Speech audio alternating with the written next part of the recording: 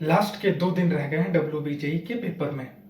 और अभी मैं क्या देख रहा हूँ, आज सुबह मैंने YouTube ओपन करा तो मैं कुछ क्रिएटर को यह बताते हुए देख रहा हूँ कि कैसे तुक्का लगाया जाए, साइंटिफिक अप्रोच से कैसे हम तुक्का लगाएं जिससे कि हमारा ओवरऑल स्कोर पेपर में इंक्रीज हो जाए। अब ये क्रिएटर तुम्हारा भला चाहते हैं या बुरा चाहते हैं मुझे नहीं पता, बट क्या लिटरली किसी क्रिएटर को या कोई भी एडुकेटर को ऐसी बातें करनी चाहिए अपने स्टूडेंट से कि कैसे तुक्का लगाया जाए? ये तो अपने आप में फेलियर है कि आप इस टाइप का वीडियो बना रहे हो या इस टाइप की बातें बच्चों को बता रहे हो। बट मैं ऐसा नहीं करता, क्योंकि लास्ट के दिनों में बच्चे ऑलरेडी डिप्रेस्ड हैं और उनको इस टाइम पे अगर मिसगाइड करा जाए तो उनका पेपर और खराब चला जाएगा। तो मिसगाइड तो मैं करूंगा नहीं, रियलिटी तुम्हें बताऊंगा कि क्या तुक्का हमें लगाना चाहिए, क्या साइंटिफिक अप्रोच से तुक्का लगा के तुम्हारा स्कोर बढ़ सकता है या नहीं बढ़ सकता। क्योंकि इस टाइप की वीडियो तुमने कंज्यूम कर ली होगी मुझे पता है, और तुम सोच लिए होगे कि मैं तुक्का लगाऊंगा। बट ये वीडियो को अच्छे से देख लो, एनालाइज कर लो, समझ लो, उसके बाद डिसीजन बनाना कि क्या तुक्का लगाना है पेपर में या नहीं लगाना है। तो चलो वीडियो को स्टार्ट करते हैं। तुक्का लगाना है या नहीं लगाना है ये तो बात की बात है। सबसे पहले हम लोग समझते हैं मार्किंग स्कीम WBJE के पेपर का। बेसिकली पूरा पेपर 3 कैटेगरी में डिवाइडेड है, category 1, category 2, category 3। Overall 200 marks का पेपर, 100 मैथ्स का, फिजिक्स केमिस्ट्री कंबाइन करके 100 मार्क्स का। 3 कैटेगरी में पेपर डिवाइड है, कैटेगरी 1, कैटेगरी 2, कैटेगरी 3। कैटेगरी 1 में हर करेक्ट सवाल के लिए तुम्हें +1 मिलता है। For every correct answer you get +1, for every wrong answer you get 0.25 negative. हर सही आंसर के लिए +1, हर गलत आंसर के लिए 0.25 नेगेटिव मार्किंग। कैटेगरी 1 की बात हो गई। Category 2, for every correct answer you gate +2, for every wrong answer you gate -0.5। ये है category 2। Category 3, category 3, for every correct answer you gate +2, for every wrong answer you gate 0 negative. Category 3 एक only segment है या इकलौता segment है WBJE के paper का जहां पे नेगेटिव मार्किंग नहीं रहती है। और जो भी तुम्हें रिस्क लेना है, जितना भी तुम्हें रिस्क लेना है वो कैटेगरी 3 पे लेना है, कैटेगरी 1 कैटेगरी 2 पे नहीं।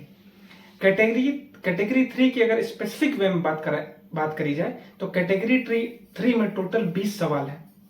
10 सवाल मैथ्स के, 5 फिजिक्स के, 5 केमिस्ट्री के, टोटल 20 सवाल। हर सवाल पे 2 मार्क्स, यानी 40 मार्क्स तुम्हारा बफर मार्क्स है। इस 40 पे तुम तुक्का लगाओ, अगर तुम्हें आता है सॉल्व करो, नहीं आता है तुक्का लगाओ, जो भी करो ये नो रिस्क जोन है और यहीं पे हमें तुक्का ये सब लगाना होता है। कैटेगरी 1 कैटेगरी 2 में बिल्कुल भी इंटेलिजेंट गेसिंग, ऑप्शन एलिमिनेट करके आंसर तक पहुंचने का टेक्निक, ये सब मत अप्लाई करना। ये मैं अभी ही रिक्वेस्ट कर रहा हूं। जो एक्सपेरिमेंट करना है, जो तुम्हें हिट एंड ट्रायल करना है वो कैटेगरी 3 पे करो। कैटेगरी 3 पे हिट एंड ट्रायल करोगे, हो सकता है पॉजिटिव में चला जाए, नहीं तो कोई लॉस नहीं होगा, ये नो लॉस जोन है। बट कैटेगरी 1 कैटेगरी 2 में हम ये पर्सपेक्टिव के साथ अप्रोच करते हैं कि चलो भाई 4 में से 1 भी सही हो गया तो +1। बट ये तरीका या ये अप्रोच कहीं ना कहीं हमें ओवरऑल डैमेज पहुंचाता है। तो कैटेगरी 1 कैटेगरी 2 में किसी भी टाइप की इंटेलिजेंट गेसिंग, किसी भी टाइप का तुक्का तुम नहीं लगाओगे। जितना आ रहा है उतना ही सॉल्व करके आना है। 10 सवाल आ रहे हैं 10 करो, 5 सवाल आ रहे हैं 5 करो, बट एक भी सवाल तुक्का से नहीं लगाना। घर में तुक्का लगाओगे तो सही हो जाएगा, पेपर में तुक्का लगाओगे गलत हो जाएगा, ये तुम्हें भी पता है। तो कैटेगरी 1 कैटेगरी 2 पे हम लोग सेफ खेलेंगे, जितना आएगा उन्हीं सवालों को हमें सॉल्व करना है। कैटेगरी 3 पे तुम्हें जितना तुक्का लगाना है लगाओ, कोई फर्क नहीं पड़ेगा तुम्हें। पॉजिटिव आ गया तो द बेस्ट, नेगेटिव तो होना नहीं है। तो कैटेगरी 3 के साथ हमें खेलना है। क्लियर है? कैटेगरी 1 कैटेगरी 2 को हम टच नहीं करेंगे। कैटेगरी 1 कैटेगरी 2 में उन्हीं सवालों को हम सॉल्व करेंगे जो हमें आता है, जिन पे हम 100% कॉन्फिडेंट है। इवन 50% कॉन्फिडेंट के साथ भी हमें सवालों को अप्रोच नहीं करना है, क्योंकि हम चाहते हैं ओवरऑल अगर हमें 50 मार्क्स आ रहे हैं तो 50 मार्क्स ही आए, किसी तरह का नेगेटिव ना हो। और 50 मार्क्स, 30 मार्क्स, 40 मार्क्स बहुत होता है, बट इसी पे अगर नेगेटिव चल गया 5 या 6 सवाल तो स्कोर बहुत ड्रॉप हो जाएगा, रैंक बहुत गिर जाएगी और बाद में तुम्हें रिग्रेट होगा कि काश मैंने तुक्का नहीं लगाया होता। तो कैटेगरी 1 कैटेगरी 2 पे सेफ खेलेंगे, कैटेगरी 3 पे तुम्हें जो करना है करो, कोई फर्क नहीं पड़ता। क्लियर? और कुछ इंपॉर्टेंट बातें, एक दिन का टाइम रह गया ऑलमोस्ट तुम्हारे पास, संडे तो पेपर ही है। इस मोमेंट पे सबसे इंपॉर्टेंट काम तुम्हारा रह जाता है फॉर्मूला शीट की रिवीजन। जिन पीवाईक्यू को तुम नहीं सॉल्व कर पाए उनको सॉल्व करना, that's it. No new chapter, no new one shot, no unnecessary strategy, no unnecessary video, no unnecessary motivation, no paper analysis, कुछ भी नहीं। फॉर्मूला शीट की रिवीजन और जिन पीवाईक्यू को तुमने सॉल्व नहीं करा उनको एक बार देख लो, उनका सॉल्यूशन देख लो, दैट्स इट। यही तुम्हें करना है सैटरडे और संडे इवनिंग में। क्लियर है?